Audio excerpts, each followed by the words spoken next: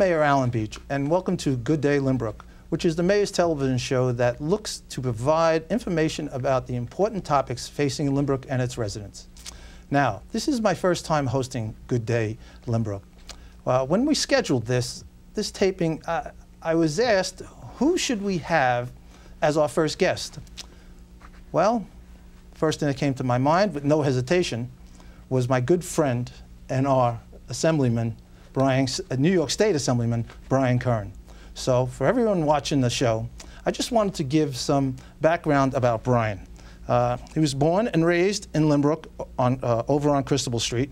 He's an attorney in a private practice with the law firm Nicolini, Paradise, Ferrante, and Sabella. He's been married to Rosemarie for 20 years. Wow. Yeah. Wow. Goes fast, right? Oh. And has 4 children, Izzy, Jake, Riles, and Logan. He's very active in the Lynbrook community, a member of the Lynbrook Elks Lodge, member of St. Mary Knights of Columbus, member of Ancient Orders of Hibernians, member of the Sons of the American Legion, basketball coach for Our Lady of Peace, CYO. He's the founding and current member, which I joined with him with such an honor, members of the Village Patriots Committee. Brian was a prior assistant prosecutor and special prosecutor for the Village of Lynbrook. In 2007, Brian ran and was elected as mayor of Lynbrook, a position he served until 2011 when he was elected to the New York State Assembly. And I must say, for my own personal experience with Brian, it was actually a lot of fun, 2007 when we first ran, especially being so green at politics. You really taught me a lot, and I really appreciate everything you've done for me and this village. So, hello, Brian, and welcome to Good Day Lynbrook. Thank you, Mr. Mayor, for having me, and I am so honored to be your first guest. Yeah, right. and I will tell you, yeah, and I'm sure we'll get into it. Yeah, those first 4 years, they were a lot of fun. I did want to mention, out of all those, and thank you very much for that bio, but out of all those things that you read, the most stressful thing that will probably cause me a heart attack is the coaching of the basketball in the 5th grade boys. I could see that. Being an avid coach for my sons with hockey, you could really pull your hair out. Oh my God, I think I have. But it's a lot of fun. You'd never give it up. And let me just say, congratulations on sitting in that seat. And I can't think of a better person to be sitting in that seat. Thank you very much. Thank you. Thank you. Well, I had a good teacher. Yeah. But I just want to show you one thing, and people should see this. This is what Izzy did to me many, many years ago. Yes, as the mayor read, I have 4 children, and my oldest is Isabella, and she had an instant connection with the mayor when he was running as trustee. And her first project, I think it was either 2nd or 3rd grade at the time. She had to choose somebody to actually do a little bio about and to see who to emulate, and she picked at the time Trustee Beach, and now here he is as mayor. And when I see her now, I go, wow. What a bad choice. So like I said, it's been since 12 years since you ran for mayor, and I'm sure you've heard this now, Assemblyman now for 8 years, and I'm sure many people have asked you this question: which job do you like better? Did you like better? And you're right. It's a really good question, and I have been asked it a lot. But you know it, and being mayor of Lynbrook, it's a once in a lifetime opportunity. Being mayor of the village that you were born in, you were raised in. Being mayor of the village in which your parents bought their one and only house. That's something special. You can't beat that. And you know it as well, being mayor and sitting on this board, you get the opportunity and the privilege to put forth a plan for this village, see it get enacted, and then see the results of it. So rewarding. Yeah, and you can't get better than that. And I have to just say, and you referenced it, the people that I got to meet as mayor, both in the campaign and on the job, I can't, they are fantastic people. And I always consider the day that I hoodwinked you and Billy Hendrick into running with me probably one of my luckiest days. But I love both jobs, and the Assembly is a great opportunity to help more people, not just in Lynbrook, but from Lynbrook to Freeport, and that's important to me. Gives me an opportunity to bring funds back to Lynbrook, which is important for this village and where I live. But there's downsides, like what we just talked about. We're working on things in the Assembly for Buffalo or for a park in Peekskill that you're never going to see, and that's a downside. But when push comes to shove, just to give a very shorter answer to your question, on the last night that I was mayor and I resigned, and Billy, Mayor Hendrick, took over for me, I said something that was as true then as it is today. In those 4 years when I was mayor, I never had a bad day, and I loved every single day of it, and I felt it was such a privilege to be mayor. So, right. It's a great job, and I know that you're going to be in it for the next 25 years. No. Well, we'll see, but it is an honor to serve the people. It is. It is, and when you think about it, out of all the people in the village, that you're in that seat, and you have that responsibility, it's something that I take very, very serious, as you showed me how, and which I appreciate it. But it kind of hurts me sometimes, because I do represent 8 other villages in my assembly district, and I make it perfectly clear that I'm a homer for Lynbrook. It is what it is. But I'm sure that doesn't go over too well in those other places. But it's reality. It's where you live. Right. Right. Okay. So we just talked about state grants and funds, and how have you really been able to bring that money back to Lynbrook?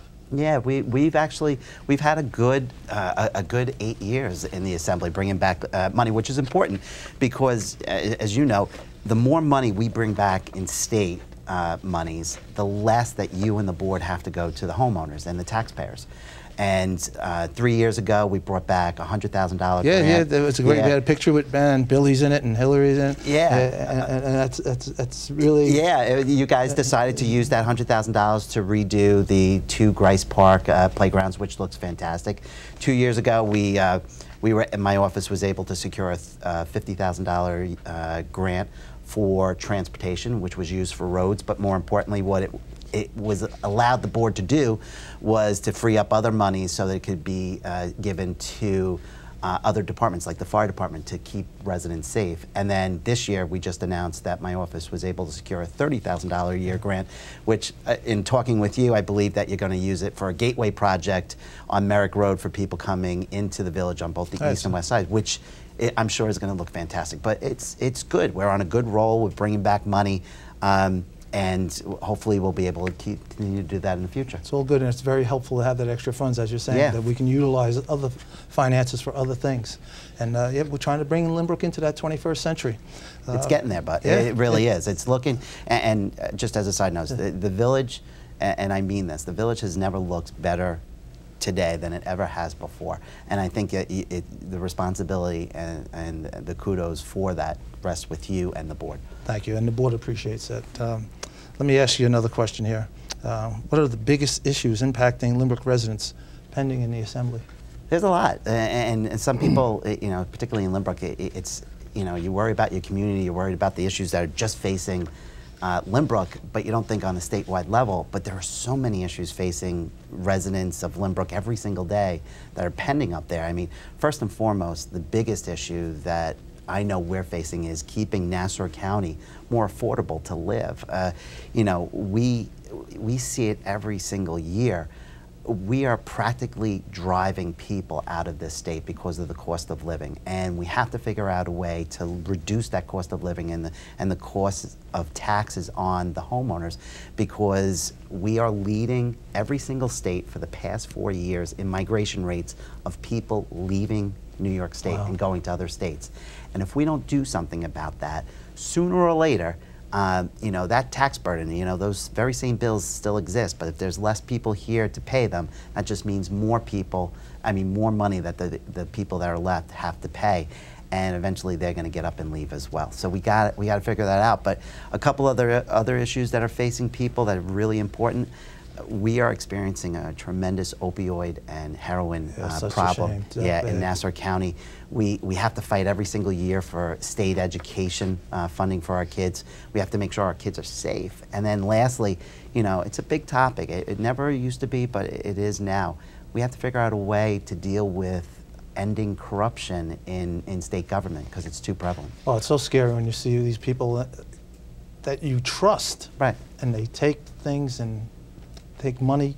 That's not what you're elected to do. Right. And we know that. And you know what? And they know it. Yeah, and that's what the shame of it is, Mr. Mayor. You know, corruption has a lot of different tolls. You know, first and foremost, people don't recognize, you know, it has a fiscal toll on the taxpayer. I mean, it's going to cost them money for a variety of reasons, whether it was a misappropriation of funds or, as we saw in the State Assembly a couple of years ago, the majority paid for sexual assault claims out of taxpayer funds, which they should never have done for a corrupt politician. But even more importantly, the toll that it has, it makes people doubt or not trust the great system of government that we have. So, you know, bottom line, and I've said this from the first day that I ever got into office, term limits. Term limits for every single state employee, state elected official. It may not be the final solution, but it absolutely is the best solution right now to really start addressing corruption. That's a step in the right direction. Right. And they should look into it. Yeah, you're right. That's quite a list. So let's talk about one maybe in reverse order. And we just kind of spoke about that, the Albany corruption and how that affects the Lynbrook play. And we pretty much covered that one, right? Yeah, you know, yeah, we already talked about. But yeah. You know what? Here's the thing. What I didn't mention is, and you really nailed it. You know, anybody who runs for elected office should understand what a privilege it is, and the trust that people place in you. And for anybody who violates that trust, you know, there was a big topic in legislation that I was a sponsor on, was to take away pensions of elected officials that are found to be corrupt. And I have no problem with that. You know, if you're going to violate the people's trust that put you there, then you shouldn't benefit all. No, you shouldn't. You don't deserve the money. Right. You don't. You're lying. You're cheating. You're correct. No, not good. Another topic is one that's very important to my wife, Rena, being a principal of a school.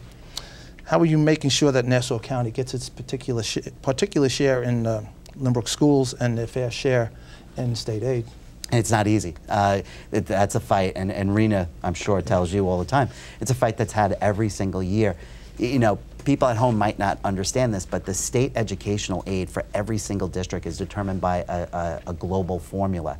And that formula that is used by the governor every single year, it negatively affects suburban schools and is slanted towards city schools.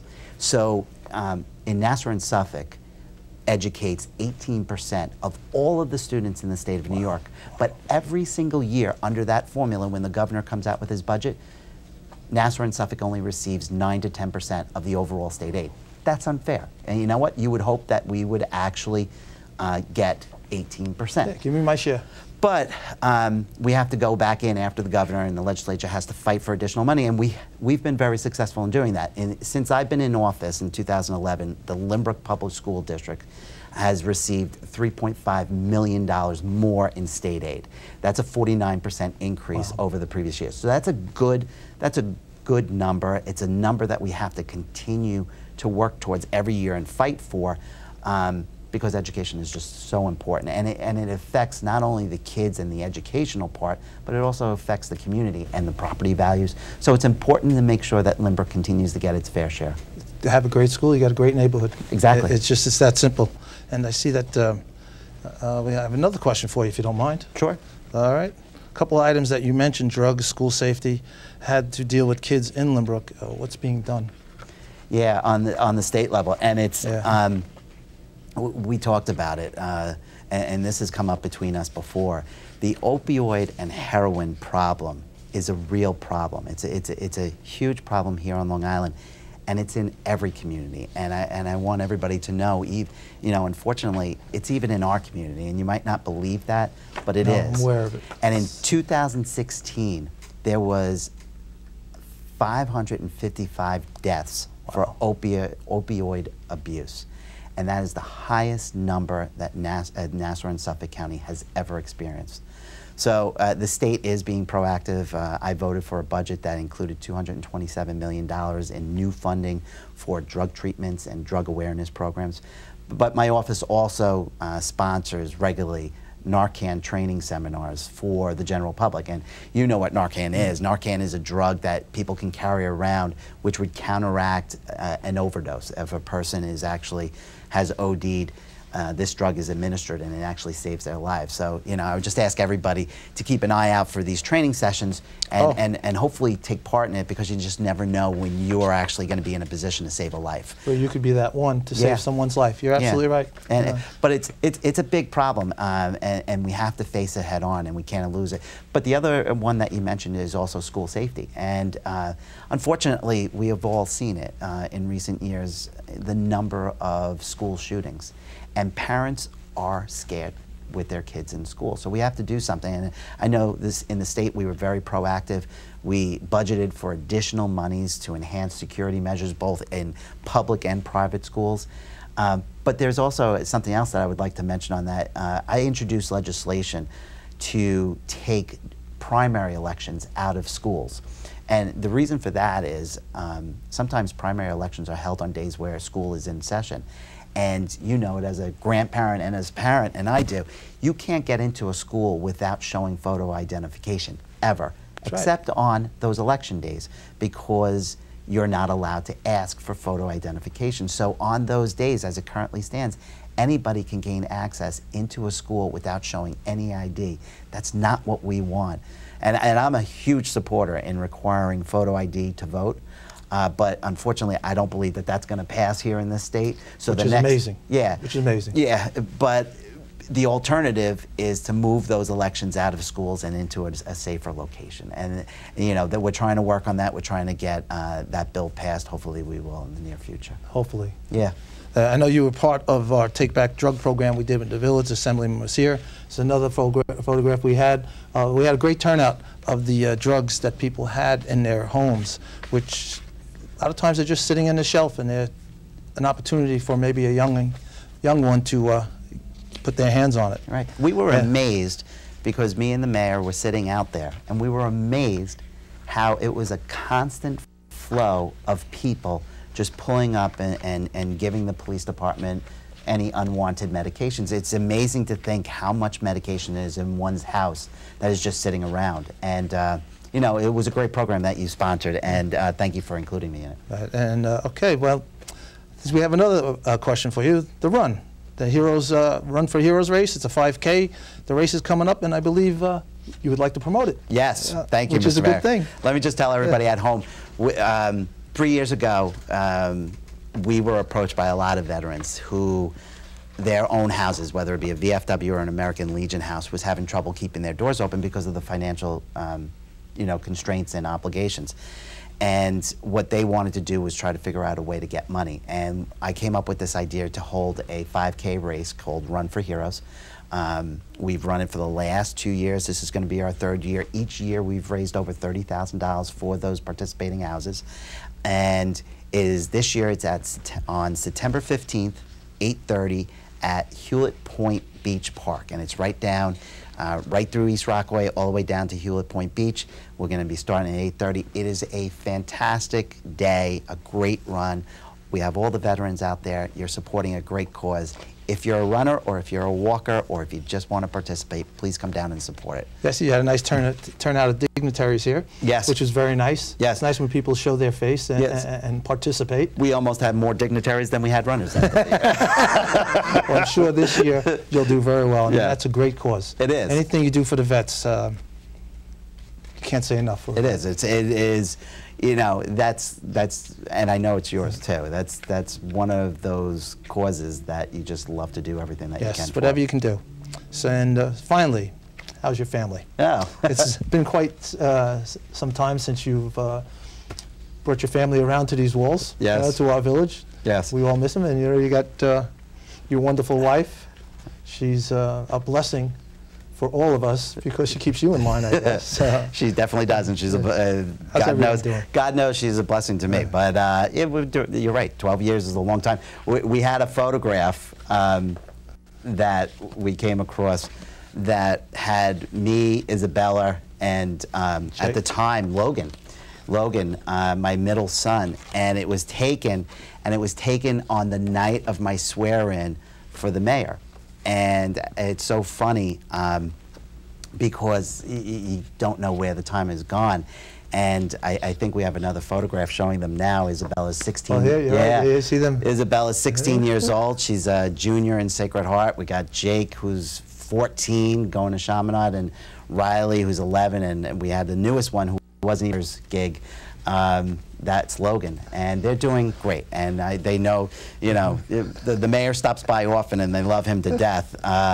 But they're doing good. But you know what? 16, should be driving soon. Yeah.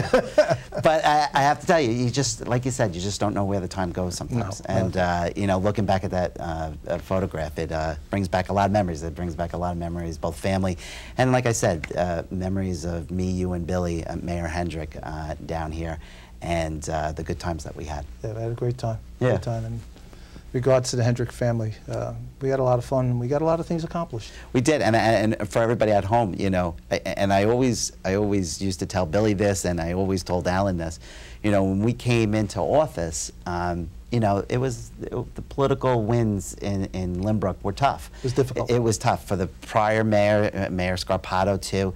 Things were very difficult, and we had board meetings here where we would be here until about 2 a.m. in the morning. 3 o'clock, I think we clocked. Yeah. And they would be interesting times, but I got to tell you, there would be nobody that we would want to go through it with other than Alan and Billy. And, you know, it was, we had a great 4 years, and those times died down. And, you know, because of that and me getting beat up for those 4 years, you and Billy had a great 8 years after that. So we'll leave it at that. All right, well, Assemblyman, I'd like to thank you for being my first guest on Good Day Lynbrook. I mean, this is a first for me, and I'd like to thank everyone at home for taking the time out to watch, and hopefully we can bring future information to you through this type of application. Thank you very much, Assemblyman. No, thank you, Mr. Mayor. And you're doing a great job up there for us, and keep the money coming. Thank you. We will. We will. Thanks, Mr. Mayor.